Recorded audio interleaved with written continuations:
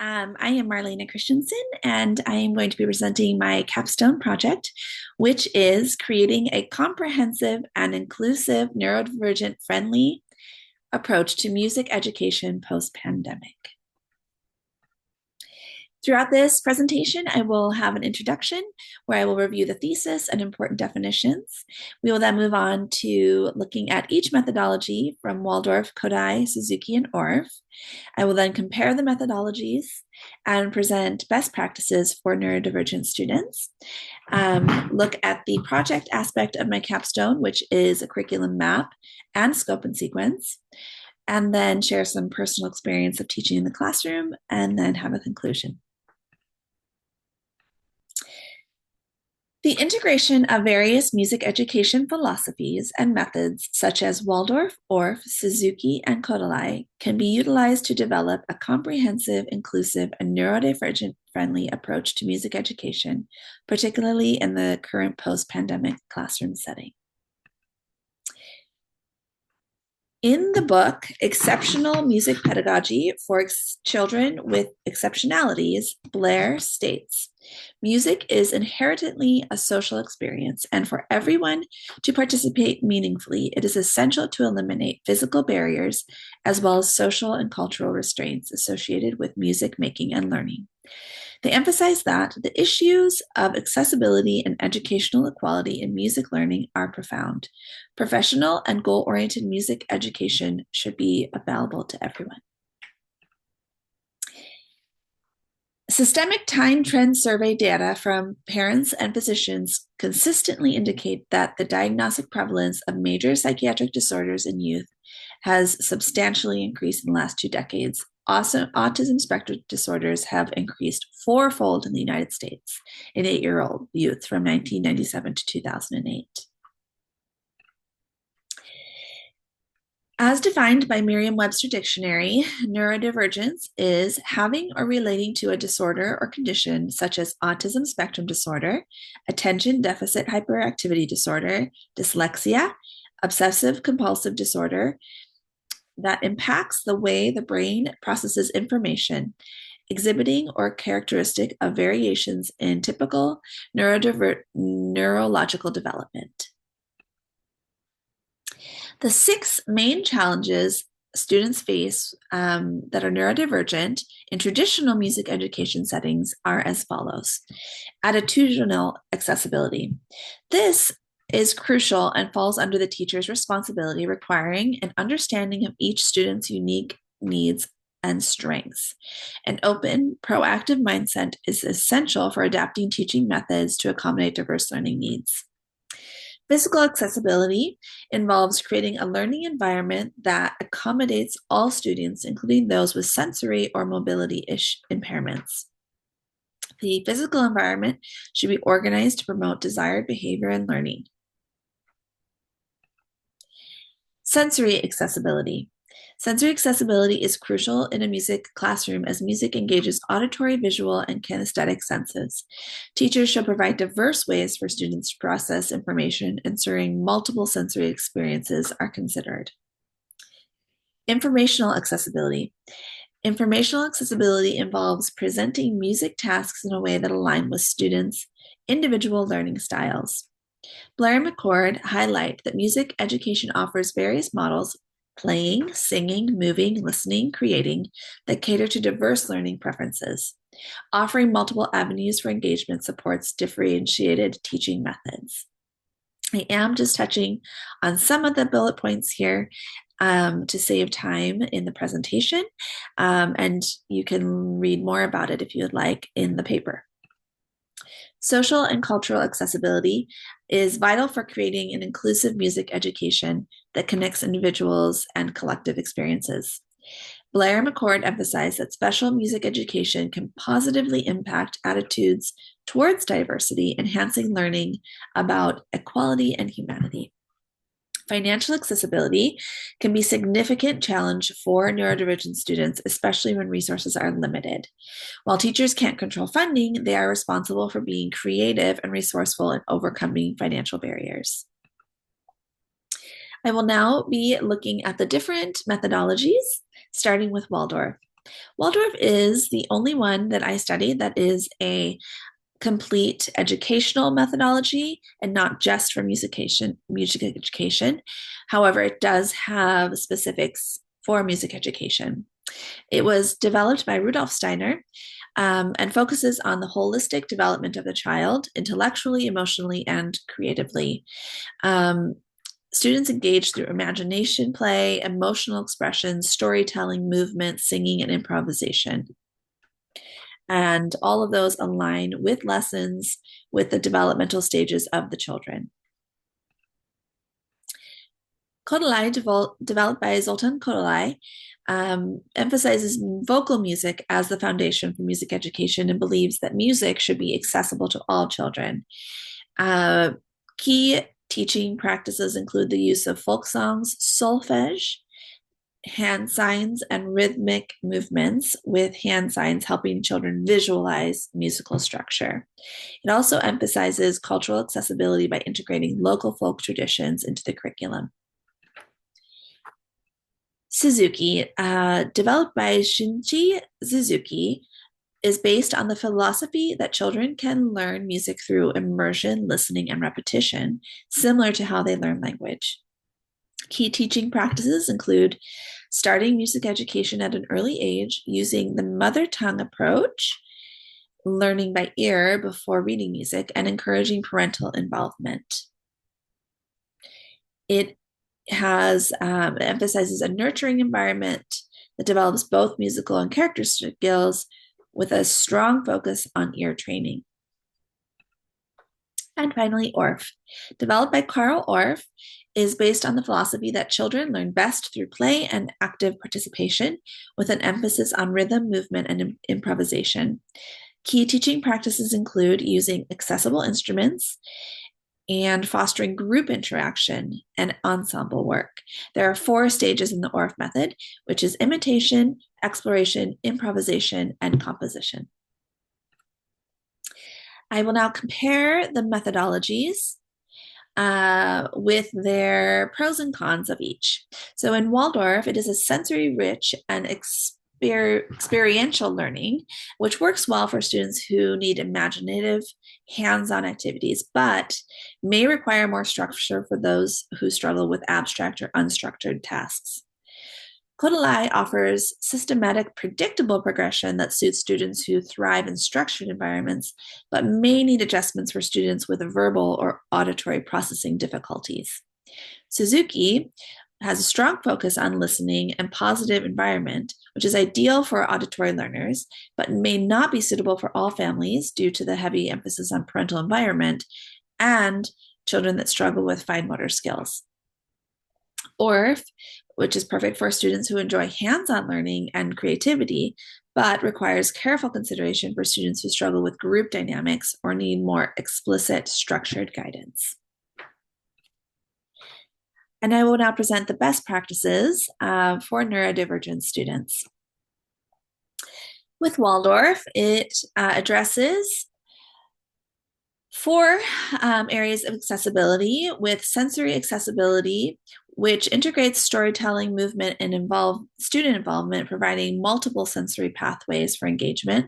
And this approach helps reduce sensory overload and supports students with unique sensory needs or anxiety. Attitudinal accessibility, the Waldorf method fosters an environment that values creativity and emotional expression, supporting the strengths of neurodivergent students. Teachers tailor activities to individual abilities, making the student feel included, valued, and recognized for their unique gifts. Physical accessibility, Waldorf classrooms are extremely flexible and dynamic, including outdoor learning spaces.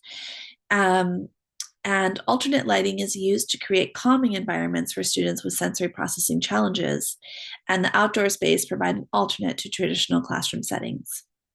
Social and cultural accessibility are addressed by the Waldorf approach, which emphasizes connection to local culture, selecting music that reflects the community's traditions and values, and this promotes a sense of belonging, deepens the students' engagement, and celebrates cultural diversity. In the Kodalai method, informational accessibility is addressed because this method uses solfege and hand signs and rhythmic movements to support visual and kinesthetic learners, making it accessible for a variety of learning styles. Attitudinal accessibility, Kodalai philosophy that music belongs to everyone fosters an inclusive environment where all students are valued, encouraged to succeed. Teachers are encouraged to adapt lessons to meet diverse needs, ensuring every student can participate. With cultural accessibility, the Kodalai method integrates local folk traditions, helping students connect to their cultural heritage and making materials more meaningful and relatable. And financial accessibility, by focusing on vocal music, Kodalai eliminates the need for costly instruments, making it a cost-effective, accessible approach. Suzuki. With attitudinal accessibility, the Suzuki method fosters a positive and supportive learning environment, emphasizing the belief in every child's potential. With parental involvement, it encourages and guides children through adaptations, but adaptations may be needed for families with limited availability. Sensory accessibility, the mother tongue approach, where students learn by ear rather than using traditional notation, enhances sensory accessibility. And with physical accessibility, early exposure to music supports developmental stages and helps neurodivergent students build foundational skills.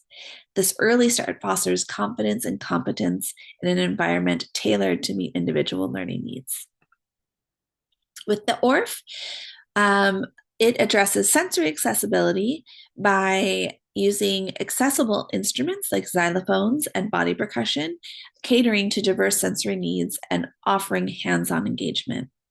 Attitudinal accessibility, group work and collaboration foster an inclusive environment, promoting social skills and helping students feel valued and supported. Physical accessibility, adaptive instruments such as xylophones ensure that students with mobility challenges can fully participate in music making activities.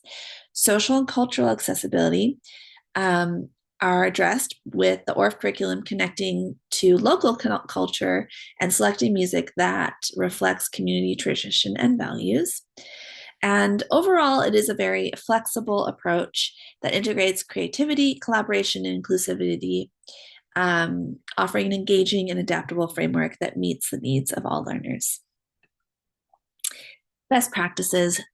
Creating an inclusive music education curriculum for neurodivergent students requires intentionality, adaptability, and commitment to addressing diverse challenges. These 6 main challenges, as stated earlier, are attitudinal, physical, sensory, informational, social, and cultural, and financial. By leveraging the strengths of the various music education methodologies, Waldorf, Kodalai, Suzuki, and ORF, educators can provide a tailored solution that empower all students to succeed. Each method offers unique approaches to fostering creativity, engagement, and inclusivity, ensuring that neurodivergent students can experience the joy and benefits of music education in a supportive and accessible setting. Curriculum map and the scope and sequence. This is the project aspect of my capstone, where I created both a curriculum map for grades 3 through 8, as well as a curriculum scope and sequence for each grade for each month. Here you will see an example of my 4th grade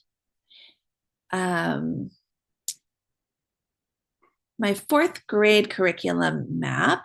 I'm going to zoom out so you can see it a little easier. It is broken down into semesters, and at the bottom you'll see that there's one for 3rd grade, 4th grade, 5th grade, 6th, all the way up through 8th grade, including the one elective class that I teach, which is a middle school choir.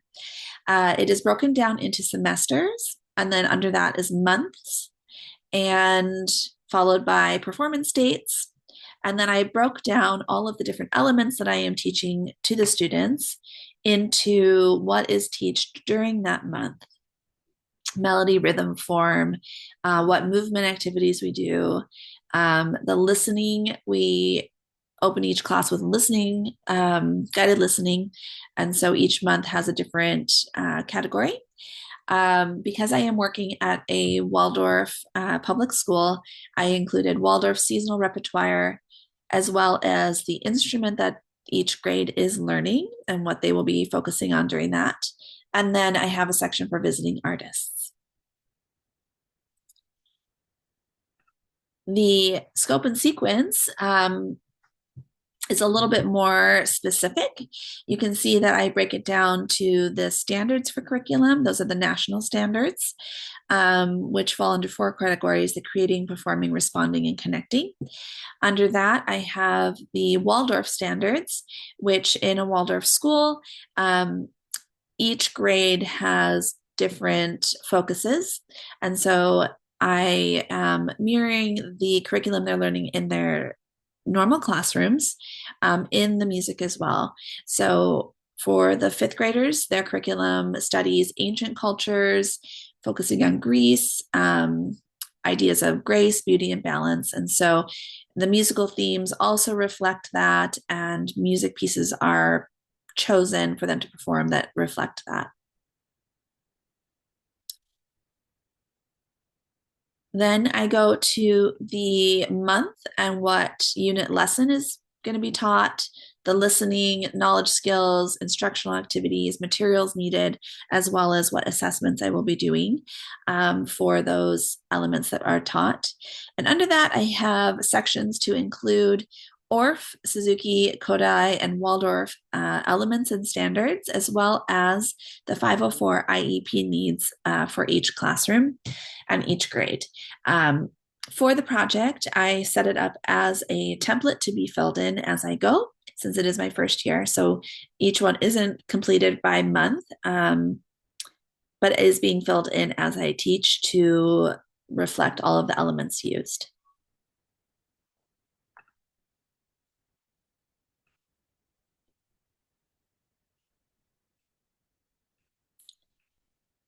Okay, personal classroom experience. Um, I've, as a first year teacher at a public Waldorf inspired school, I've had an opportunity to, while studying all of these elements, put it into practice pretty quickly. It became very apparent at the school that we have a high percentage of students with learning differences that require several accommodations, from one end of the spectrum with students that are twice exceptional, standard learners, and then as well as our students that have learning differences, dyslexia, physical mobility issues, and other diagnoses. And so, for example, in one of my 4th grade classes, we have a wide range of students in there, and all 4th graders at my school learn violin. And so we were learning the violin. And it was very clear that this one student who has an excellent attitude and effort in the classroom, by the end of the classroom would be very sad and would have her head down and be in tears because of the struggle in trying to learn the violin, from the reading of the music to the fine motor skills needed to play. And so I switched her to a Orff instrument that was an adaptive instrument where she could still be reading the same music as we are. However, it is more color coded to help with the dyslexia, as well as instruments that didn't require the fine motor skills to participate. This student very quickly rose to the challenge, and she became a leader with the other students that also needed adaptive instruments. And I found that at the end of the class, she was feeling happy and encouraged and empowered through her music learning experience. In conclusion, while each of these methodologies offers valuable tools, relying on just one alone may not fully address the diverse challenges neurodivergent students face. A blend of all these methods allows music educators to draw on a wide range of strategies, meeting students where they are and addressing multiple needs simultaneously. By integrating the strengths of each methodology, music classrooms can become more inclusive, engaging, and adaptive, helping every student find joy and growth in music. Thank you very much.